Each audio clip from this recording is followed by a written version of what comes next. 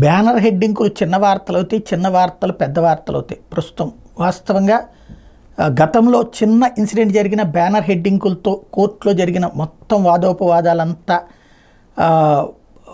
అచ్చు వేసేటటువంటి పత్రికలు ఇప్పుడు రివర్స్ అవుతాయి. అప్పట్లో అవతల వాళ్ళ వార్తను తగ్గించి చూపెట్టేటటువంటి సాక్షి ఇప్పుడు హైలైట్ చేసుకుంటుంది. అదే సందర్భంలో ఏదైతే గతంలో వైసీపీ ప్రభుత్వ హయాంలో కోర్టులో వాదనలకు సంబంధించి ప్రభుత్వానికి వ్యతిరేకంగా వచ్చే వాటిని లేదా ప్రభుత్వాన్ని ప్రశ్నించిన వాటిని బ్యానర్ హెడ్డింగులతో పాటు ఫుల్ ప్లేడ్జ్డ్గా రాసేటటువంటి ఈనాడు జ్యోతి డౌన్ ప్లే చేస్తాయి. ఇప్పుడు తాజాగా ఏదైతే ఎన్నికల తర్వాత జరిగిన హింసాత్మక ఘటనలకు సంబంధించి వివరాలు సమర్పించమని ప్రభుత్వానికి హైకోర్టు ఆదేశించింది.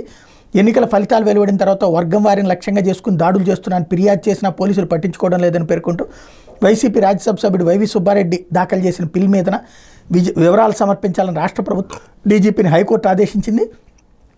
ఆ తర్వాత విచారణ ఈ నెల 19కి వాయిదా వేసింది. Justice M Kiranmayi, justice N విజయలతో కూడిన ధర్మాసనం గురువారం ఈ మేరకు ఉత్తర్వులు ఇచ్చింది.